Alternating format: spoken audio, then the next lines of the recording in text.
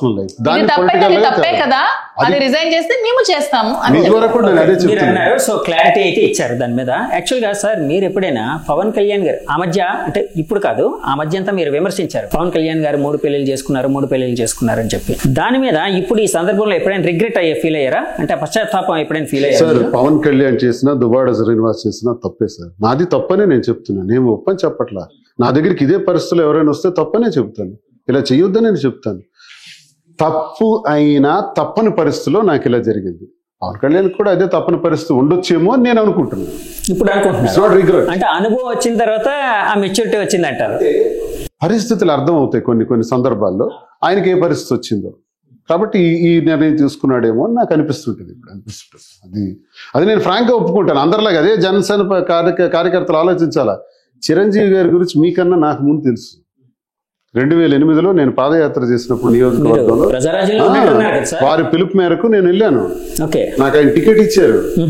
మళ్ళీ టికెట్ ఇచ్చిన తర్వాత నా మీద పోటీ చేసిన వ్యక్తి గెలిచి 3వ రోజే చనిపోయాడు. చనిపోయినప్పుడు బై ఎలక్షన్ వచ్చింది. బై ఎలక్షన్ లో సాక్షాత్ చిరంజీవి గారు వచ్చి నాకు దగ్గర ఉండి నామినేషన్ వేయించారు. నా కోసం వచ్చారు ఆయన. Chiranjeevi garu is nice gentlemen. Pawan Kalyan garu అప్పుడు యువరాజ్యం అధ్యక్షుడిగా ఉండేవారు. యువరాజ్యం అధ్యక్షుడిగా మేమందరం కూడా చిరంజీవి గారు కాంగ్రెస్ లో కలిపేస్తుంటే పార్టీ ఎందుకు అలా కలుపుతున్నారు, వద్దన్నయ్య, ఇది మీరు సృష్టించినటువంటిది అని నేను చెప్పడం జరిగింది. అది నచ్చలా. మరి ఆయనకి వ్యక్తిగతంగా నేనేం అనలేను. ఆయనకి రాజకీయాలు ఇవన్నీ కూడా షూట్ అవ్వేమో. మంచి వ్యక్తి, నిజాయితీపరుడు, మంచి వ్యక్తి. ఆయన్ని మనమే మాట్లాడటానికి లేదు. పవన్ కళ్యాణ్ గారి దగ్గరికి మేము ఒకసారి వెళ్ళాం. ఏంటి సార్ ఇది, పార్టీ కాంగ్రెస్ లో కల్పిస్తున్నారట, మరి మా పరిస్థితి ఏంటి, క్యాడర్ ఏంటి, ప్రజలేంటి, ఓడిపోయిన వాళ్ళు ఏంటి, గెలిచిన వాళ్ళు ఏంటి, ఇలా కల్పిస్తే ఏంటి పరిస్థితి అని అడిగితే నాకేం చెప్పండి నేనే చూడండి, నాకు సంబంధం లేదు తెలిసి.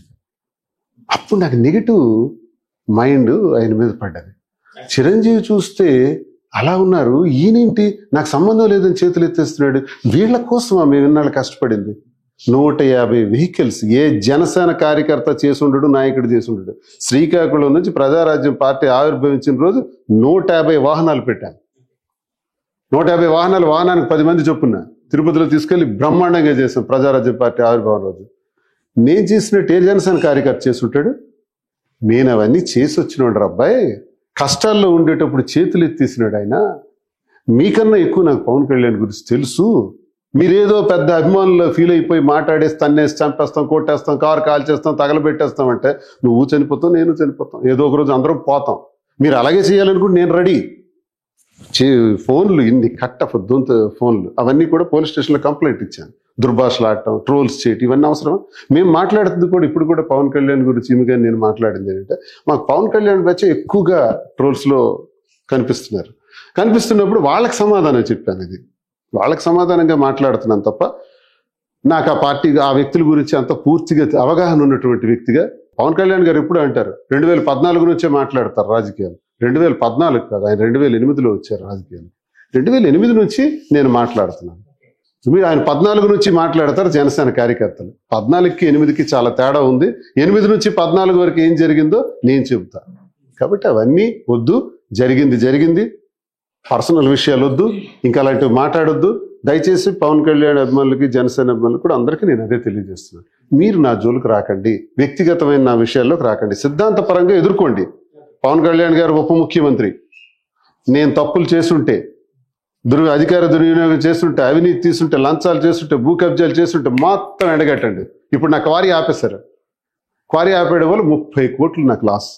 ఓకే, భరిస్తున్నాను, చేయండి. అది మీరు క్వారీ ఆపడం తప్పని నేను అంటోలే. ఒక్కరోజని చెప్పానా మీడియాలో నా క్వారీ ఈ ప్రభుత్వం, కూటమి ప్రభుత్వం ఆపేసింది మైనింగ్ ఆపరేషన్స్ అని చెప్పానా? లేదే. ఎందుకు చెప్పలేదో తెలుసా? సిద్ధాంతపరంగా ఎంత పెద్ద విషయాన్ని నేను ఎదుర్కొంటాను కాబట్టే చెప్పలేదు.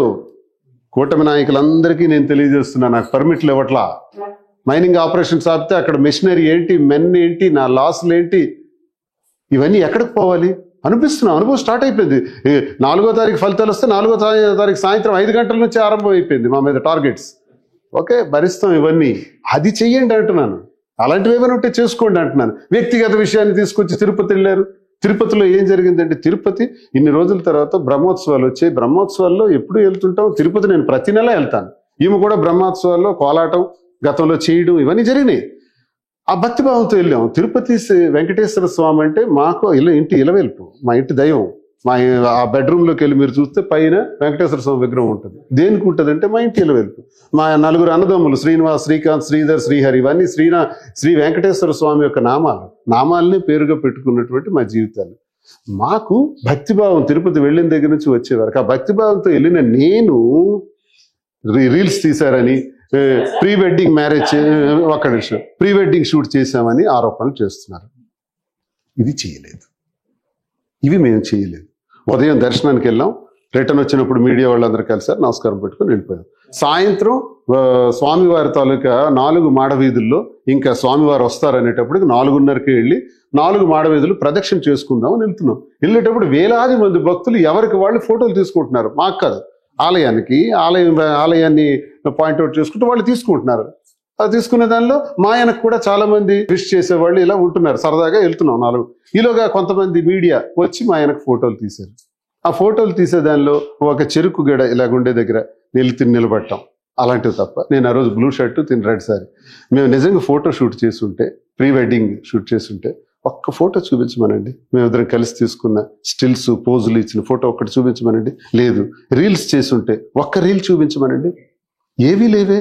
మరి దీన్ని 7వ తారీఖున జరిగిన ఇన్సిడెంట్కి మేము వెళ్ళిన దానికి 10వ తారీఖున కేసు కట్టారంటే కేవలం రాజకీయ కక్షలతో కట్టారు. అయితే మేమే కానీ తిరుపతిలో అందరూ భావిస్తున్నట్టు మేము కానీ తప్పు చేస్తుంటే ఆ వెంకటేశ్వర స్వామి విశ్వానికే ఆయన విశ్వసాత. అలాంటి వెంకటేశ్వర స్వామి ఆగ్రహానికి గురికాక తప్పదు. సార్, ఇప్పుడు వెంకటేశ్వర స్వామిని ఇంతగా నమ్ముతూ ఉన్నారు కదా మీరు, లడ్డు వివాదం మీద మీ కామెంట్ ఏంటండి? సార్, లడ్డు వివాదం అన్నప్పటికీ నాకు తెలుసు సార్, నేను ఇదివరకు స్టేట్మెంట్ కూడా ఇచ్చాను.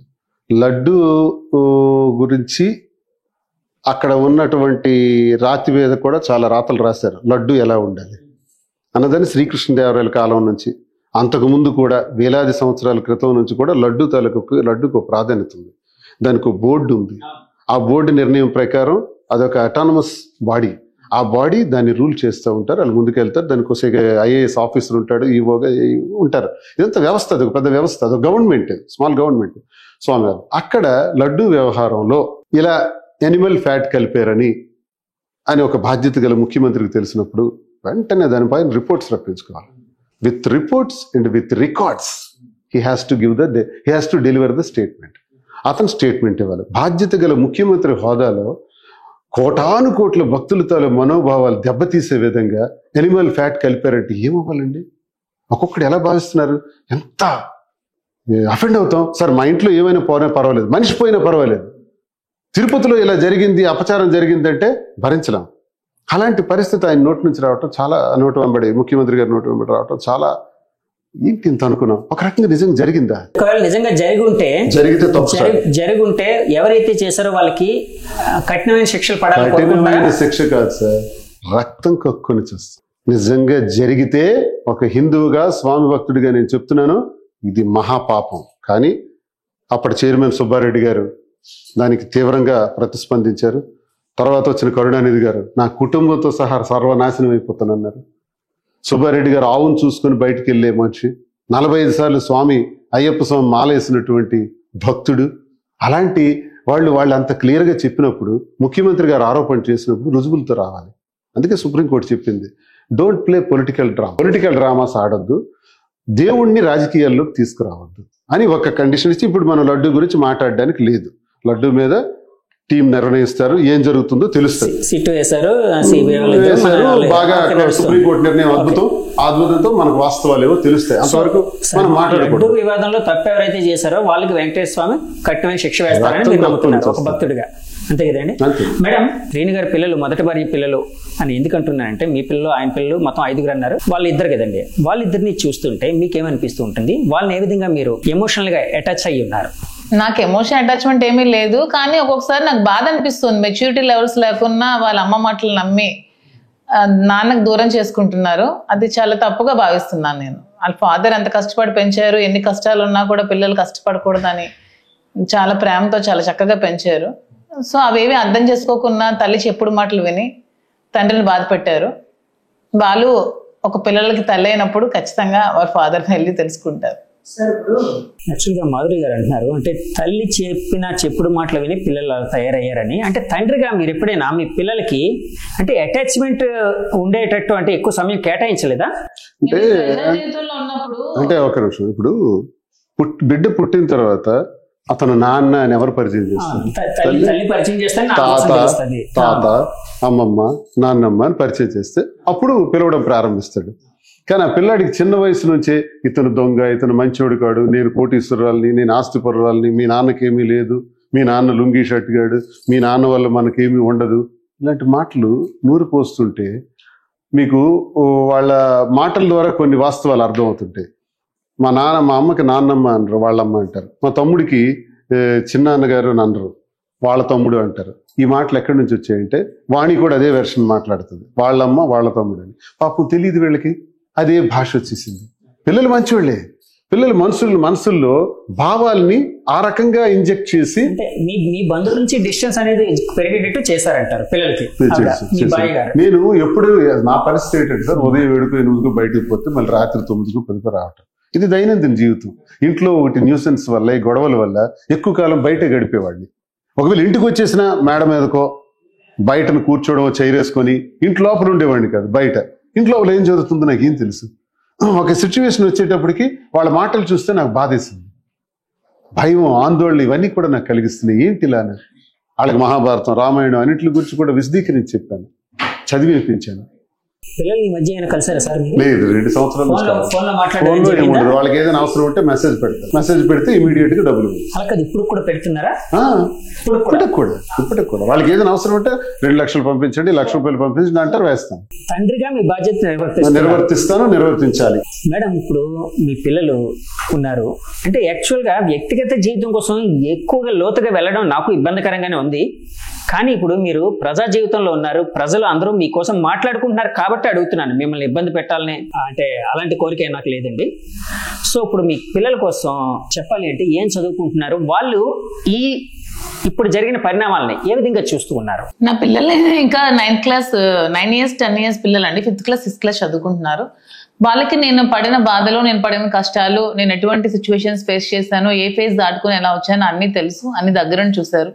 సో పిల్లలు నన్ను తల్లిగా అర్థం చేస్తున్నారు, నా బాధ అంటే తెలుసుకొని నాకు సపోర్ట్ చేస్తున్నారు. సో వాళ్ళని నేనే చూసుకుంటున్నాను. అప్పటికి ఇంకా బాగా చూసుకొని వాళ్ళకి ఉన్నత చదువులు చదివించి ఉన్నత స్థాయికి తీసుకెళ్తాను. దానికి నాకు శ్రీనివాస్ గారు కూడా సపోర్ట్ గా ఉంటారని నేను నమ్ముతున్నాను. ఏం చేద్దాం అనుకుంటున్నారు పిల్లలు? నేను ఏం చేద్దాం అనుకోని కాదు, నా ఉద్దేశం ఏంటంటే తల్లిదండ్రులు పిల్లలు పుట్టగానే పలానాడు ఇంజనీర్ ఇలాగనే సరదాగా అనుకుంటూ ఉంటారు కదా, అలాగే మీ పిల్లల కోసం అలా లేదు. కానీ రెండో పాప స్పోర్ట్స్ లో ఫస్ట్, తన కరాటేలో కూడా గోల్డ్ మెడల్ ఛాంపియన్. రెండో పాప మొన్న నేషనల్స్ లో కూడా గోల్డ్ మెడల్ వచ్చింది. తనకి ఐపీఎస్ ఆఫీసర్ అవ్వాలని తన కోరిక. పెద్ద పాప అంటే తనకు కొంచెం మోడలింగ్ ఇలాంటి ఇంట్రెస్ట్ ఉంది. ఇంకా చిన్న పాప చిన్నది ఇంకేమో తెలియదు తన ఆలోచన. పెద్ద పాప మోడలింగ్ ఇంట్రెస్ట్ ఉందని అన్నారు కదా, ఇప్పుడు ఎలాగ మీరు ప్రొడ్యూసర్ గా కూడా మారారు, ఆయన పెట్టి తీశారు, శ్రీని గారిని పెట్టి సినిమా, ఇంకోటి కూడా ప్లాన్ చేస్తున్నారని విన్నాను నేను. సో పాపను కూడా అలాగే ఏమైనా ఆర్టిస్ట్ గా ఇంట్రడ్యూస్ అలా ఏం నాకు ఆలోచనలు ఏమీ లేవండి. పిల్లల్ని కలడం వరకే మన బాధ్యత. వాళ్ళ తలరాతల్ని మనం కలలేం. ఎవరో తీస్తామని వస్తున్నారు, ప్రొడ్యూసర్స్, డైరెక్టర్స్ వాళ్ళు వస్తున్నారు. సార్ ఇప్పుడు యాక్చువల్ గా సినిమా వాళ్ళు ఎప్పుడు చాలా కమర్షియల్ గా ఉంటారు, ఎందుకంటే నేను కూడా సినిమా వాడినే కాబట్టి నేను చెప్తూ ఉన్నాను, చాలా కమర్షియల్ గా ఆలోచిస్తాను. సో మీ కథలో రకరకాల మలుపులు ఉన్నాయి, కావాల్సిన ఎమోషన్ ఉంది, ట్విస్టులు ఉన్నాయి, కావాల్సిన మాస్ మసాలా అంతా ఉంది. సో మాలాంటి వాళ్ళందరూ వస్తున్నారు మీ దగ్గరికి, సినిమా తీద్దాం అని. మన ఆర్జీవి గారు ఏమైనా అప్రోచ్ అయ్యారా మీకు? లేదు, ఎవరో కేరళ నుంచి నిన్న వచ్చారు, హైదరాబాద్ లో మాకు కలిశారు. తమిళనాడు టీం కూడా ఒకరు కలిసారు, హాజరై. మాకు ఒకసారి మీ స్టోరీ అంతా మొదటి నుంచి చెప్తే రాసుకుంటామండి, కథ తయారు చేసుకుంటాం, తర్వాత మీకు స్క్రిప్ట్ ఇస్తాం, దానిలో ఏమైనా మార్పులు ఉంటే చెప్పండి, ఆ తర్వాత సినిమా ప్రొడక్షన్ షూటింగ్కి వెళ్ళిపోతాం అని చెప్పుకొచ్చారు. నేను చెప్పాను వాళ్ళకి జరిగిందంతా కూడా, అన్ని ఈక్వేషన్స్ చెప్పడం జరిగింది. ఇంక వాళ్ళు ఒక దశలో మీరే నటించాలి, మీరిద్దరే నటించాలి అని ఒక ప్రొడ్యూసర్ అన్నారు. ఇంకొక ప్రొడ్యూసర్ మరి కొంతమంది యాక్టర్స్ ని యాడ్ చేసుకుని ఏదో చేస్తామని చెప్పారు. మరి ఎవరు ఏం చేస్తారో తెలియదు. ఒకవేళ ఆ సినిమాలో మీరు నటించలేకపోతే, నటించాలని ఉందా మీకు? ఉందండి, అవకాశం వస్తే నాకు ఇష్టం కదా. ఓకే, ఒకవేళ నటించలేకపోతే మీ క్యారెక్టర్ కి ఏ హీరో అయితే సూటబుల్ గా ఉంటారని భావిస్తున్నారు? అది డైరెక్ట్ నాగార్జున. సేమ్ సార్ లాగే ఉంటారు కదా. ఇప్పుడు క్యారెక్టర్ కి నాగార్జున గారు బాగుంటారా?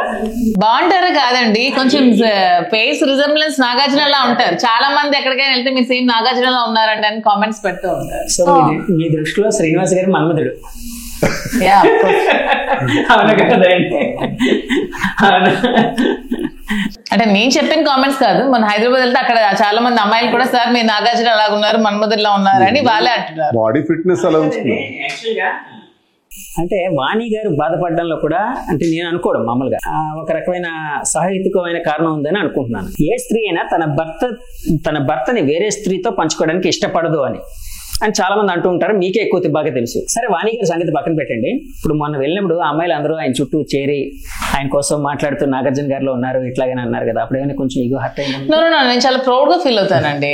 ఆ అమ్మాయిలు ఎంతమంది దానికి జెలస్ కూడా ఉండదు. I'm very proud at that moment. అంటే ఇంతమంది పొగుడుతుంటే నాకు హ్యాపీగా ఉంటది కదా, అంతమంది పొగుడుతున్న అతను మన పక్కనే ఉన్నారంటే ప్రౌడ్ గా ఉంటది. నేను జెలస్ గా ఫీల్ అవ్వను. జెలస్ గా ఫీల్ అయ్యామంటే మన అమ్మాయిలు ఎవరు కూడా లైఫ్ నాశనం చేసుకున్నట్టే. ప్రౌడ్ గా ఫీల్. ఇప్పుడు ఆయనకి సంబంధించి మీరు ఎప్పుడైనా జెలస్ ఫీల్ అవ్వాల్సి వచ్చింది అనుకోండి, ఏ సందర్భంలో ఫీల్ అవుతారు? నేను ఇంతవరకు నాకు అలా సందర్భం రాలేదు. నేను ఎప్పుడు జెలస్ అనేది ఫీల్ అవ్వలేదు. నేను ఎప్పుడు ప్రౌడ్ గానే ఫీల్ అయ్యాను. పక్కన ఉన్న ఎవ్రీ మూమెంట్ కూడా నేను ప్రౌడ్ గానే ఫీల్ అవుతాను. యాక్చువల్గా కొన్ని ఇంటర్వ్యూలో చూసాను, మొదట్లో మీరు స్నేహితులని చెప్పుకునేవారు, తర్వాత ఈ మధ్య ప్రేమికులని రివీల్ చేశారు. అంటే ఎందుకు హైడ్ చేయాల్సి వచ్చింది? అంటే మీరు మొదటి నుంచి ప్రేమికుల, మొదటి నుంచి అంటే స్నేహితులుగా ఉంటూ ప్రేమలో పడ్డారా, లేకపోతే మొదటి నుంచి ప్రేమికుల? ఇప్పటికీ స్నేహితులే. అది ప్రేమగా మా మధ్యలో ప్రేమ అన్నది డెవలప్ అయింది. స్నేహ రూపంలోనే ఆమె నాకు భోజనాలు ఇవన్నీ అరేంజ్మెంట్ చేశాను. ఏర్పాట్లన్నీ చూసేవారు. 2 సంవత్సరాల నుంచి చూస్తున్నారు. ఆర్థికంగా కూడా ఖర్చులు పెట్టడం జరిగింది. అది మాలో ఉన్నటువంటి పరిస్థితి మాకు ప్రేమగా మార్చింది. అవును, అప్పట్లోని మేడం మీకు క్యారేజీలు పంపిస్తుంటే వంకలు పెట్టేవారట, ఇప్పటికీ పెడుతూ ఉంటారండి. ఎంత బాగా వంట చేసినా ఇది బాలేదు అది బాలేదు అంటారు. ఏమంటే ఉండు 30 years నుంచి ఎలాగా తనకి ఏమి నేను అనలేదు, ఎప్పుడు పని మనుషులే కదా, అట్లీస్ట్ ఇప్పుడైనా సరే నాకు ఆ ఫీల్ ని అనుభవించినే అంటారు. సో ఆ ఫ్రస్ట్రేషన్ అంతా నామే తీసుకుంటారు అంతే. హక్కు ఒక మంచి హక్కు అనమాట, భర్తకుండే బాగుంటుంది. అది బాగుంటుంది అంతే కదండి. చాలా మీరు ఆయన ఏమని అంటూ ఉంటారు అంటే ఎప్పుడైనా సాధిస్తూ ఉంటారా? నేనా? నవ్వరండి అస్సలు ఎప్పుడు నేను ఏమి అన్నా, తను ఏం చెప్పినా భరిస్తాను, తను ఏం చెప్పినా తన కోసం నేను చేస్తాను. పిలుచుకుంటారు రాజా అని పిలుచు. రాజా అని అందరికీ తెలిసిన మాట, ఇంకేదైనా చెప్పండి. లేదు, రాజా అనే పిలుస్తాను. రాజానే పిలుస్తారా? ఇద్దరు ఉన్నా కూడా ఏదైనా ప్రేమ ఎక్కువైంది అనుకోండి, ఏమని పిలుస్తారా?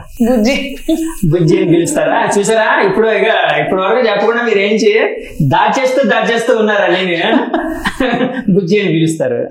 సో అలా పిలిచినప్పుడు మీకే అనిపిస్తుంది సార్? సరదా ఎప్పుడు పిలిపించుకోలేదు కదా, ఎప్పుడు దేశంతోనే అసూయలతోనే ఉండేవాడు. నిజం చెప్పండి, టీనేజర్లు కూడా ఎప్పుడు నాకెప్పుడు గర్ల్ ఫ్రెండ్స్ లేరా మీకు? Girl friends